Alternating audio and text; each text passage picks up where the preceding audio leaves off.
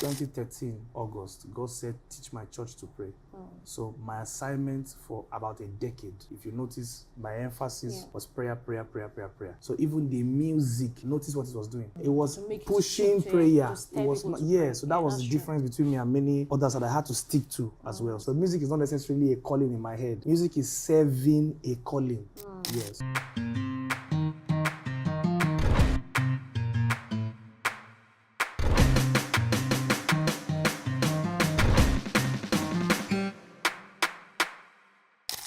Can't you see the way I'm smiling? Just like I'm doing close-up adverts. You don't want to know who's with me. I'm starstruck. Jesus. Oh my God, I'm blushing. Guess who is with me right now? Guess. Let me give you an expo. He's handsome. He was my rival in abattoir. He sang the latest song, Favor, you surround me like a shield. Yes, I guess right now you know the name. Can we see Evangelist Lawrence Oyor in the building? Wow, what a privilege having you. Thank you. Having Mr. Akin. Thank you. Lawrence Oyor with me. Thank you so much for, being a part of my show today. Wow, it's so nice to have you. You're looking good as ever. Thank you. And fireful, I feel like falling. Okay, so my first question would be, a lot of people are actually really confused about what is their call, how to navigate life, and all that. So I want to ask, how were you able to identify your call? How do you know it was music? Okay. There are two answers that I would give as far as calling is concerned. It's a very broad subject. But the first thing is that calling is unveiled gradually. So, and this one is a very funny one because I have many friends as examples of what I'm saying, who when I met them initially, there's one, I will not mention his name, but I'll still give as an example.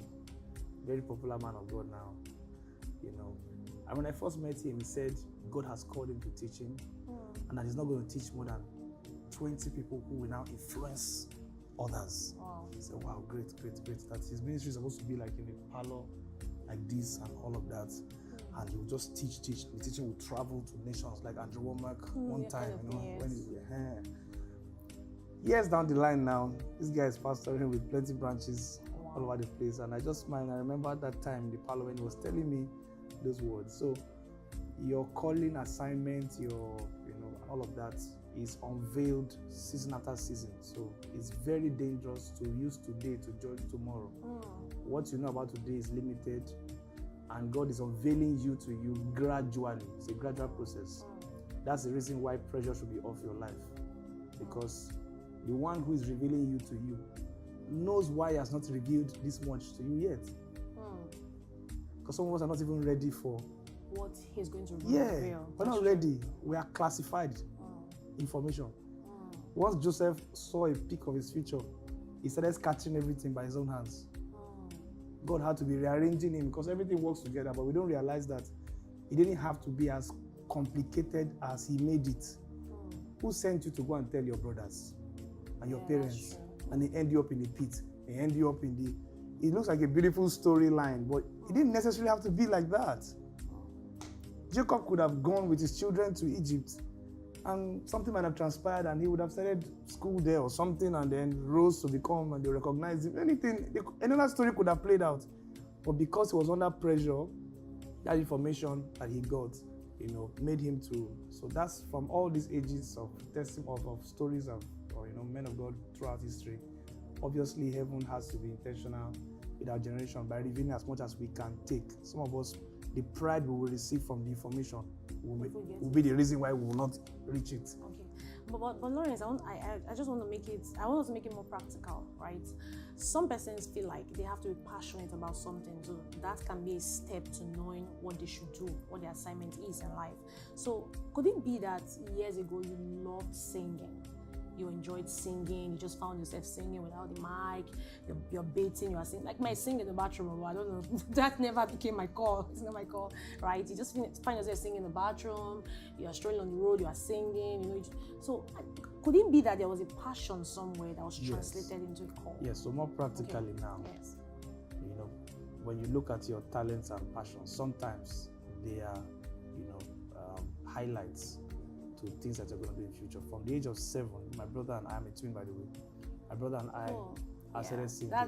That's God's way, right? Yes. So from primary school, we're singing, we're in the choir.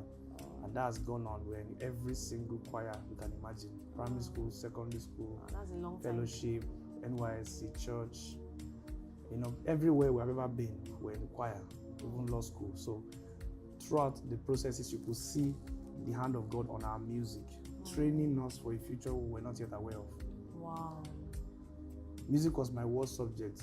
Are you serious? In primary school. Even though you were singing, it was your worst subject? Yeah, music was, because it just seemed, I don't know, it seemed a bit complicated. I just hated the teacher, hated the subject and all of that. Even formed a song against music. And they beat me for it. I can still remember. That was primary 5. Or primary 4, sorry. And then my father got us a guitar at age 8 or 9. So all those signs will be showing up. But we didn't accept it. They got us a piano teacher. We frustrated him until he left. So wait, even though you were singing naturally, you got the equipment, the tools for it, but you still didn't. Yeah, we're not conscious of the fact that this is a calling. You can sing, you can sing. We're not even conscious of the fact that we could sing well.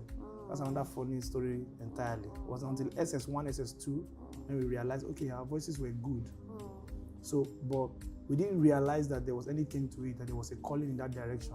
Just noticed that everywhere we are singing. Yeah. So at what point in your life did you notice that this one is my assignment? So that was SS2. SS2. I was there any notable encounters? Yeah, I'm trying to make it simple for people. Because once I say encounters, people will cut themselves off and say, I mean, I've not had encounter. Encounter. I was excited about music at this point. And God was using us in secondary school, in boarding school, to lead worship. And things were happening, you know, people would cry, just the presence of God through our music. And so I began to envision myself in future. You know, I had the name of the ministry, in fact. Yeah, I was just daydreaming in the night on the bed. I'll see the glory bringers. That was the name I had. So I was just getting intoxicated with the pictures. Not like God was giving me visions. I was journeying and daydreaming by the Spirit of God and trusting God for such a future where the cloud of glory will come into the building, people cannot stand. So that was SS2. By 100 level, when I was going to university, they asked me when I was about to get admission. That's the post-UME, post-UTME, which almost cost me my admission, by the way. He said, what do you want to do when you finish studying law? What are you going to do with law? Nobody told me I'm supposed to answer and say, hey, and I plan to deliver the captives and fight for the motherless and the widows. I went to go and tell them what my future plan is. I said, I actually don't plan to use law for anything. That I see myself in the music industry in future. And they looked at me like, people are trying to enter into this place. You are telling us that you want to just use it, use it and waste it. So that means you studied law, you never used it to work? Yeah. Wow. So music is full-time for you? Yeah. Wow. So many other things, not just music. Many other things, but music was really, music is core, right? You can say so.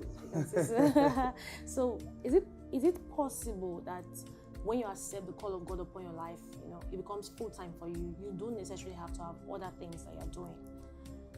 There's so many things you are asking that need a lot of explanation. Yeah.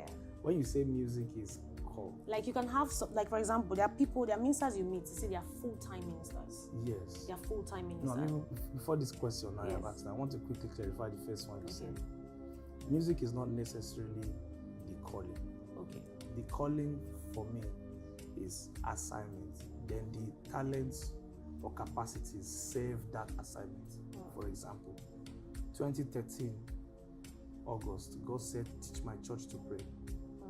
So my assignment for about a decade, if you notice, my emphasis was prayer, prayer, prayer, prayer, prayer. So even the music, notice what it was doing.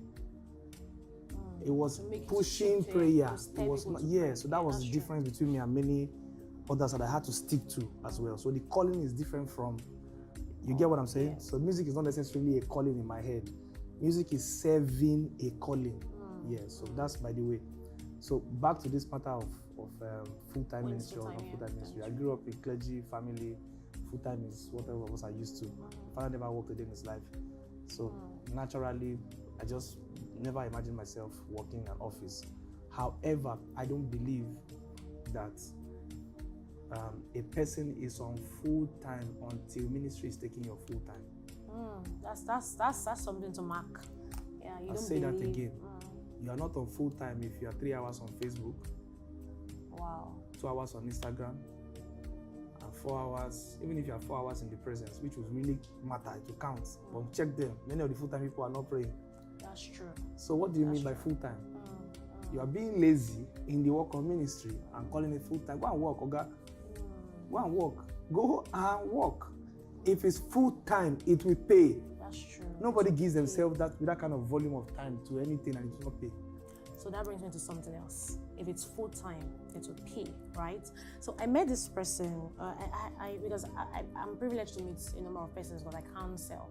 So I met someone who said to me that he really loves to sing.